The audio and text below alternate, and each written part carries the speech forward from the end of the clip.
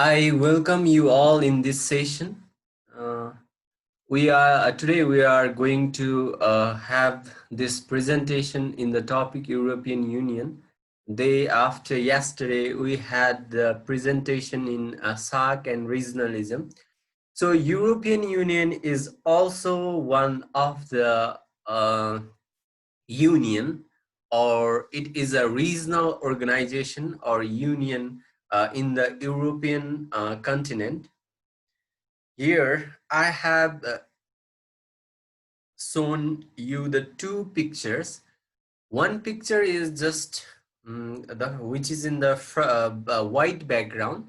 That picture is just showing that 70 years of lasting peace in the European region. And second picture, you can see the um, that logo of European Union. You might have seen this logo in media and many types of news. So in the first picture, you see there the 70 years of lasting peace. There is the distinction between the gray line and sky blue color of line. So the gray line is representing the war, and the sky blue line is representing the peace in European Union. So there was both war, and there was cyclic war and peace in the European continent. And you can see from it, the war began from 1500, then there was a little band of peace, then in 1700 again war began. There was peace, again war, peace, war, peace, war. The same cycle repeat ongoing, that there was both peace and war among the European nations. After 1980, or after 20th century, because 1901 is 20th century, you can see the two gray bands. The two gray band represents the First World War and Second World War. Then after, you can see the long or continuous sky blue band that represents the 70 years of peace that lasted in European Union after the end of Second World War. So this is the general overview, that the European continent was continuously having both war and peace. And after the second end of Second World War, there is a 70 year of peace in European Union. So European Union, to go about a brief history of European Union, I move to the first slide. After the World War II, European integration was seen as an antidote to the extreme nationalism which has devastated parts of the continent. As you can see that there, after 20th century or 1901, there were two gray bands. Those represent the two world wars, and you can see there was so much devastation and destruction during the two of the world war. The European nations like Germany, France, Italy, Bulgaria, Hungary, Austria, they actively participate in the war, in the both of the World War First and World War Second. So just giving the counter, or giving taking the integration as an antidote, or going against the war to maintain the peace, the European nations, they came together. They just get together with the extreme nationalism, and they, as a result of devastation, they were totally devastated in the field of the lives, lost of the thousands and millions of lives, and the loss of people, loss of property. So they let one type of integration, they initiate one type of gathering after the Second World War, and this lead to the foundation of Council of Europe in 1949. Second World War was ended in 1945. After the establishment of UNO in 1945, October 24, then there was a cooperation in Europe. Before that, the European countries were in the continuous verge of war and peace.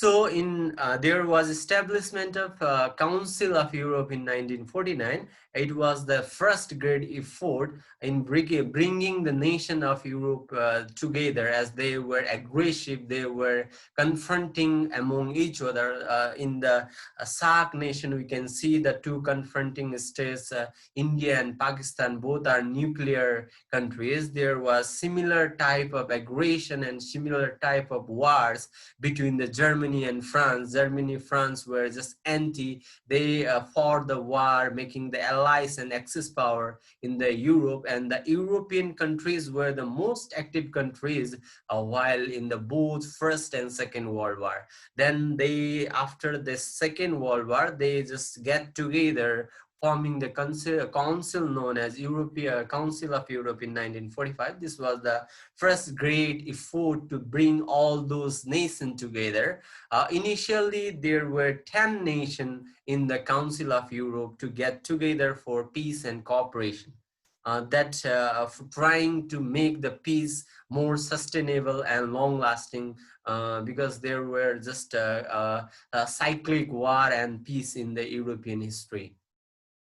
So in 1952, the disappointed at that they saw the lack of progress in the Council of Europe. Six nations decided to go further and created. So the European Union was not that much.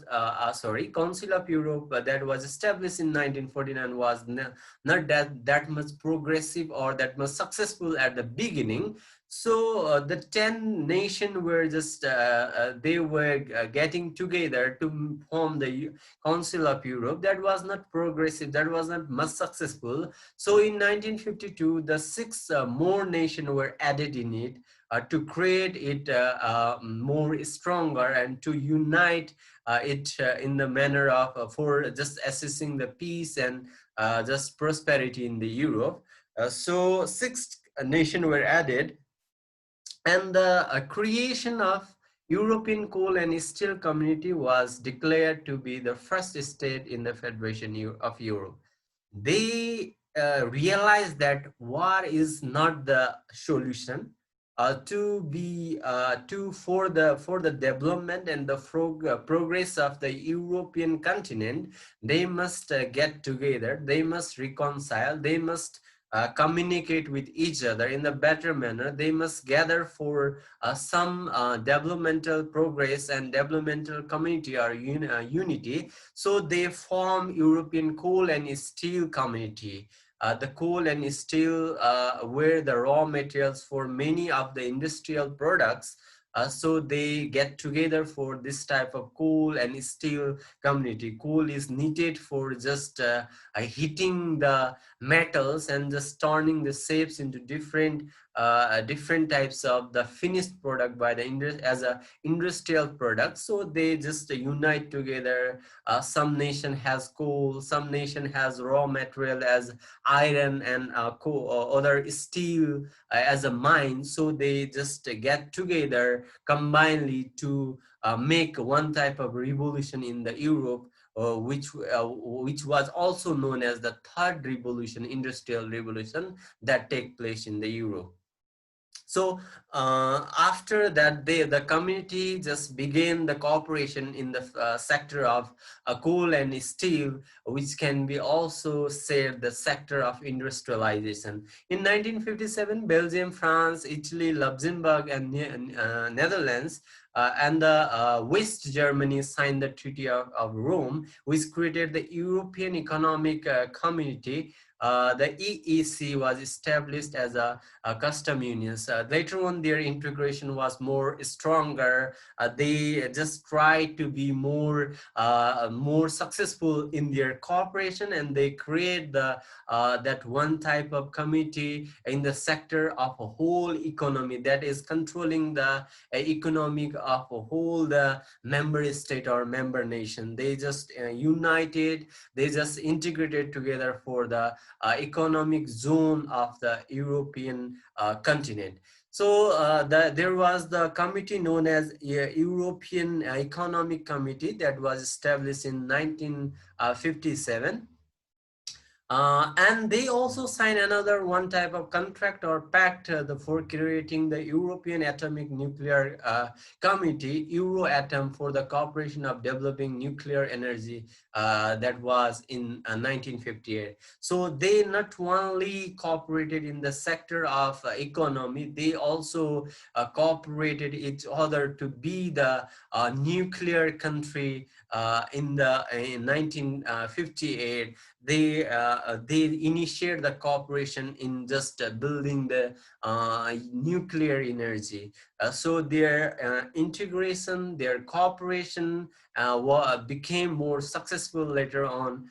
Finally, just giving the nowadays what we call the European Union.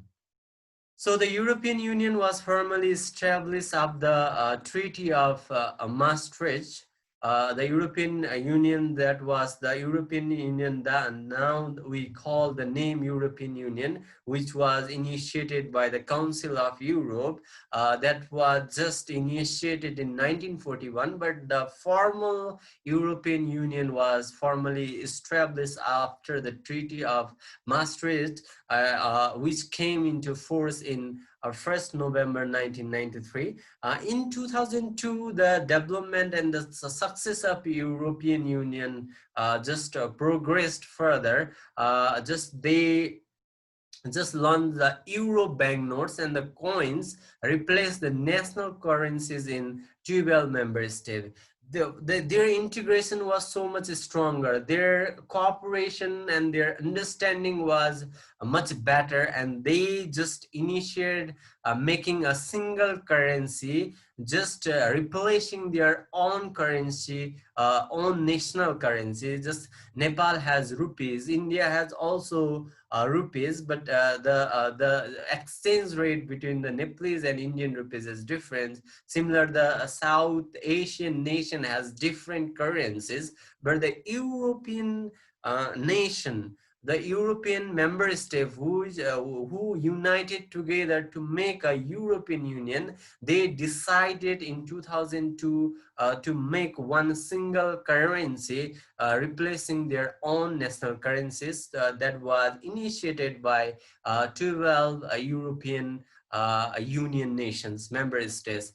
Since then, the Eurozone has increased to encompass 19 countries. Now, 19 countries in European Union are just using the currency euro as a currency, which is a common currency in the European Union or Europe continent. In 2004, and you can also see that the euro currency became the second largest reserve currency in the world. First largest reserve currency in the world is United States dollar, and after United States dollar, the second world largest reserve currency is a highly valued, or the stored currency is European Union. Euro. From this also you can know the importance of euro, that is very significant in the terms of trade and just partnership. So in 2004, the European Union saw the biggest enlargement to the date when the Cyprus and the Czech Republic, Estonia, Hungary, Latvia, Lithuania, Malta, Poland, Slovakia, and Slovenia joined the Union. So it became more stronger. The enrollment of new membership and the members that were using the euro as a common currency were increased after 2004, which are 19 nations that using the euro common currency in the Europe. In 2007, Bulgaria and Romania became a member of European Union. The same year, Slovenia adopted euro, and followed in 2008 by the Cyprus and Malta, by the Slovakia in 2009, and Estonia in 2011. Also, Latvia in 2014 and Lithuania in 2015, after the Lisbon Treaty in 1st December 2009. The Lisbon Treaty that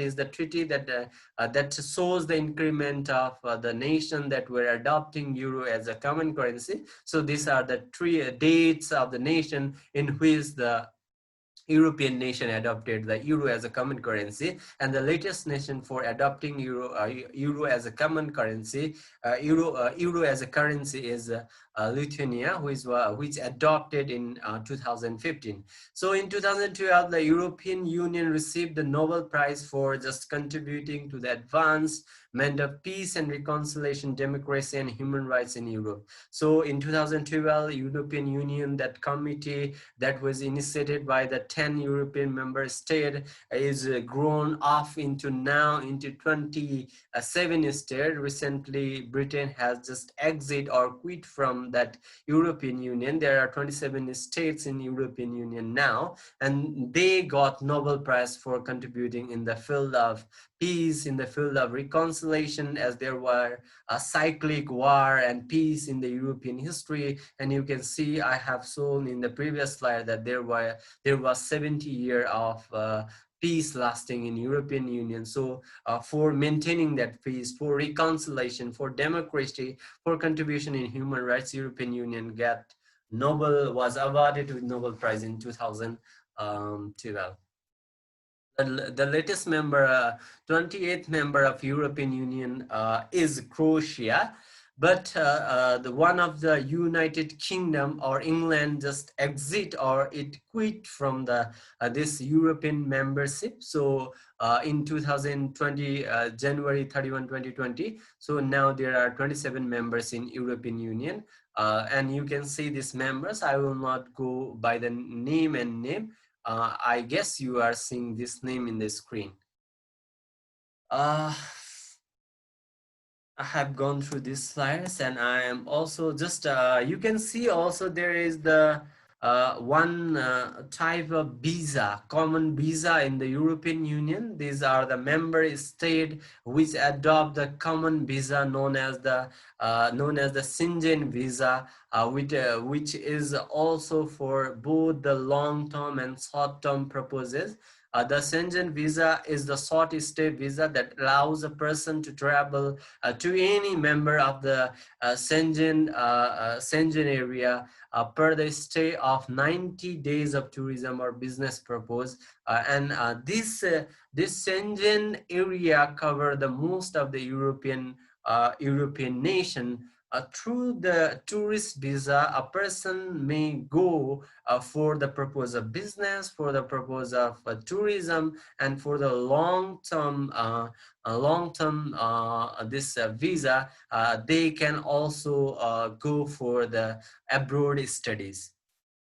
So there are 19 other countries apart from the European member state. Almost all the European member state are providing a common visa, that if anyone is applying this visa, there is no need of restriction in this Schengen zone. Then a person is free to go at any state, just holding that this visa of provided by the European Union. So the goal of European Union is here listed. The first one is the promotion of peace and its value and the well-being of its citizens. Promotion of peace values, as there was not much peace in the history of Europe. There were many wars, also the Second World War and First World War. They were started, or they were just commenced from European nations. So the first goal of European Union is to promote peace, its values, it has the value of democracy, respecting the human right, and the value of rule of law, so maintaining those type of value and well-being in its citizens. The next goal of European Union is offering the freedom, security, justice within the internal borders. Um, uh, in comparison to other continents and other states of the world, European Union is seen to be a quite secure place or secure continent than other, in comparison to the other nation or other continents or subcontinents.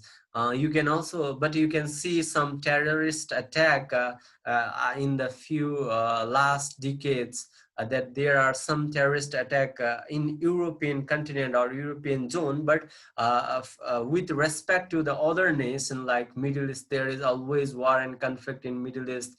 There is also many type of wars in Africa. There are many terrorist organizations. So in comparison to other countries and other continents and nation, European zone is quite secure and safe for the terrorist attacks and other types of violences.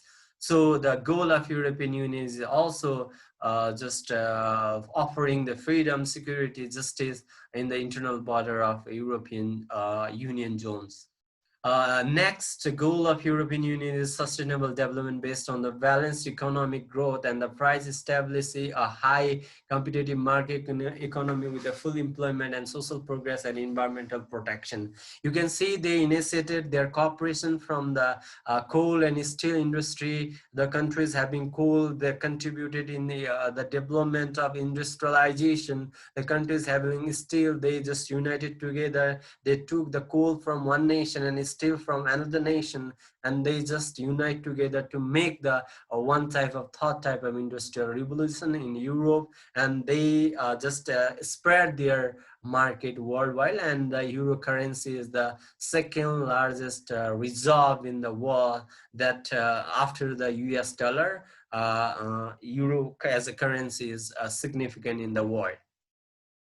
So you can also see that the balanced economic growth, the economic growth meaning the balance is that is sustainable and that is not fluctuating much low and down. It has a one type of balance pattern of development, that the curves is not extreme peak and extreme low, but the curves is almost continuous.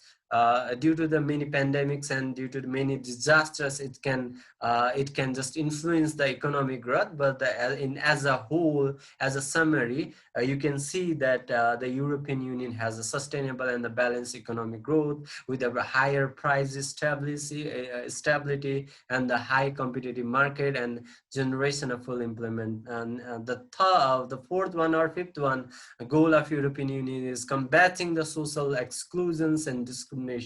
European Union just avoids all type of discrimination that helps in the societies. The next goal of European Union is promotion of scientific and technological progress. Europe is very advanced in the terms of science and technology. You can see the European nation are most advanced in technology and science.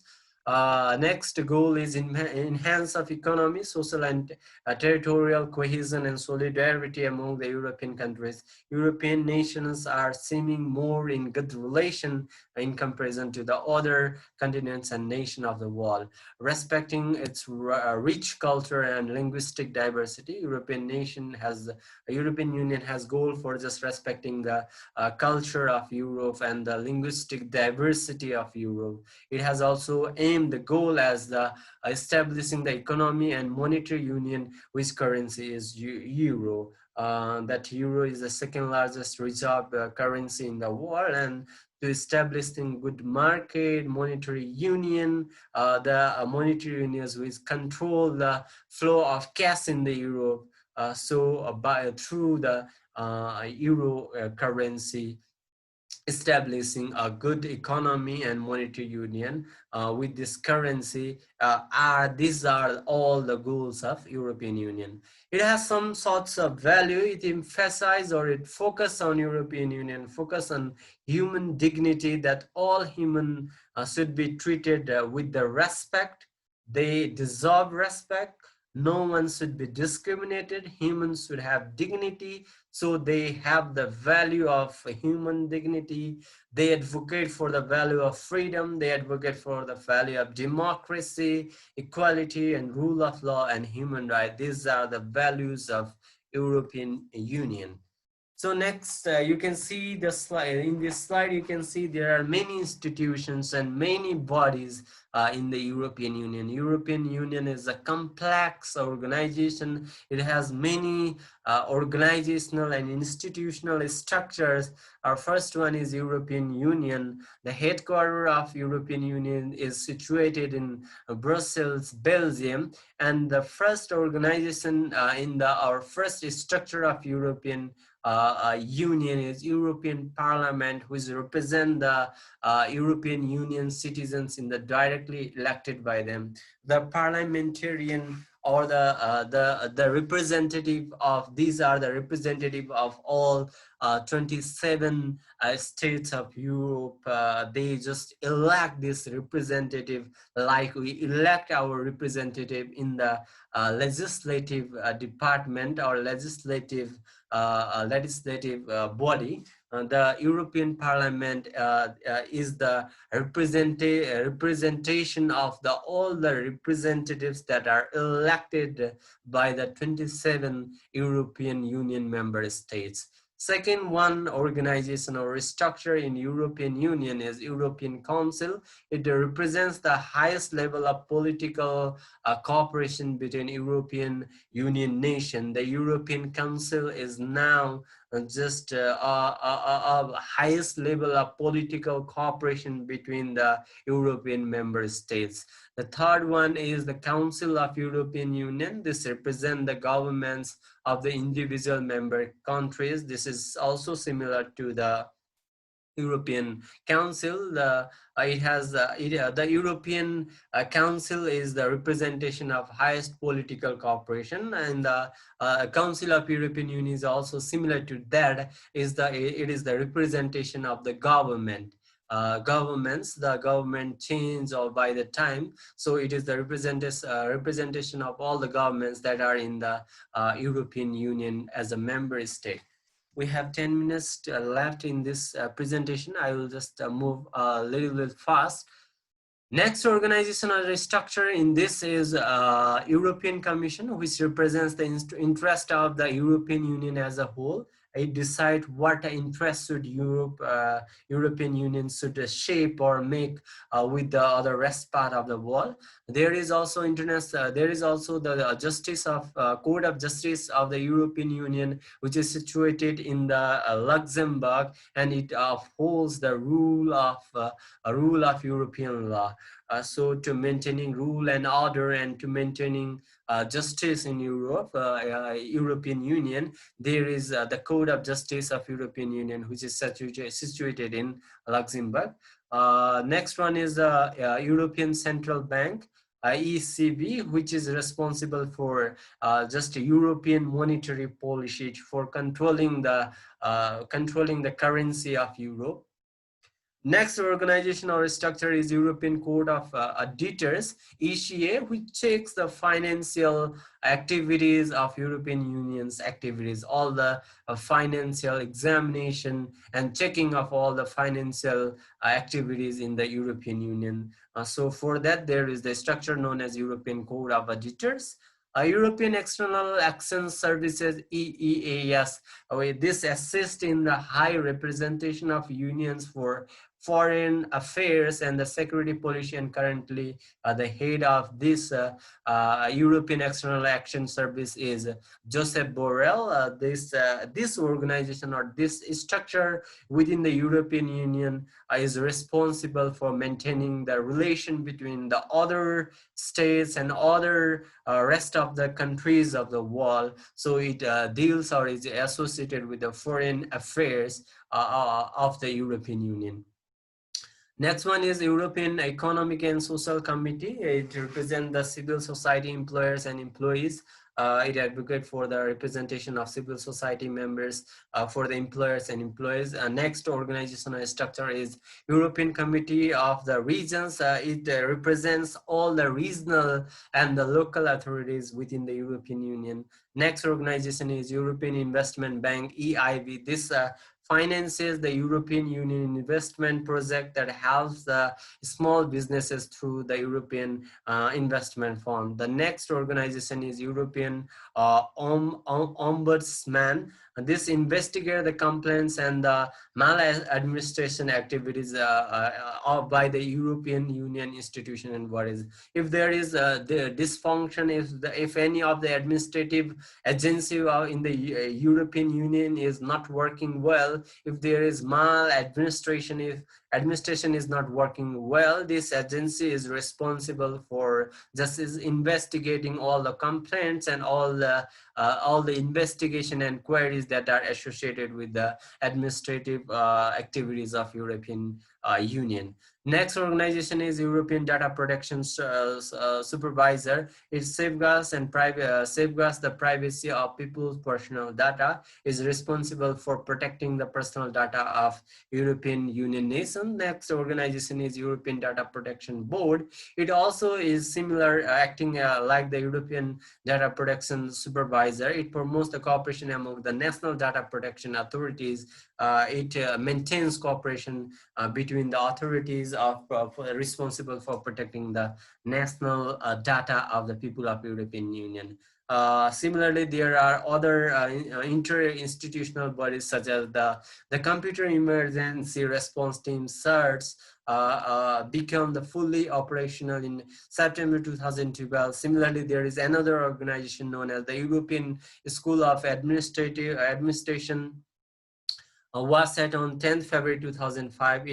Its task is to provide the trainings in specific areas for the member of EU staffs. Similarly, there is another organization known as the European Personnel Selection Office, ISPO, became its operational in January 2003. The next organization or structure in European Union is European Publication. This is the body which is responsible for the information publication of the offices of the European Union. So the European Union is consisted of this massive and this complex types of organization which is working, which is just actually contributing through this organization within the European Union.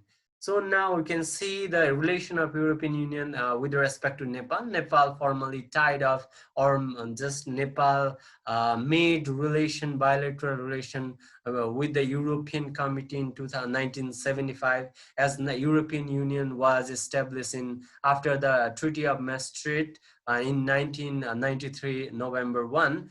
It was previously known as European Committee. So Nepal formally just the tied with as a making the European Committee as a part of one diplomatic relation. It established the diplomatic relation with European Committee in 1975. The development cooperation with the European Committee started in 1973, but they diplomatically, Nepal and European Committee joined each other in 1975. European Committee opened its technical office in Kathmandu in 1992. Nepal established its residential embassy in Brussels, Belgium, and the European Commission has also involved itself in partnering the regional bodies, namely SAC and ECMOR. The European Union was also granted as an observer state of SAC in 2007. So European Union is one of the major contributor, major partner of Nepal, which is assisting Nepal in the field of development, and European Union has also granted the status of observer in the SAC nation in 2007. So Nepal and European Union has a good relation. In the sector of the European Union is the combination of 27 member states. So there is high level of visits and meeting between Nepal and European Union member state. The joint consultation mechanism contributing the consultation in the different sectors, in the different meetings and different seminars and international workshops and their annual meetings. Also, there is a good relation in the field of development and cooperation, and in the sector of trade as well. The European Union bloc is one of the principal trading partner of Nepal. The European Union import mainly the homemade carpets, textile, gems, jewelries, wood, and paper products. These products are just exported from Nepal to the European Union member blocs. And there was an agreement towards providing euro 6 million assistance to the government of Nepal for just fostering or strengthening the Nepal's competitiveness in the sector of trade, which was signed in Kathmandu in 2014. And you can see the chart of Nepal, that how much trade is Nepal having with European Union. In 2015, Nepal imported just 272 million in euro, and just exported 99 millions. There is a threat of trade with European Union to Nepal, that our export is decreasing, in some extent the import of from the European Union is also a decreasing manner, but we cannot exclude European Union from our trade partner. It is the major trade partner of Nepal, that we also export a few products to the European Union, and we import many products from European Union. So this much about European Union. If you have any queries, you can ask. Otherwise, we will end this meeting, and the time, less than 1 minute time is remaining.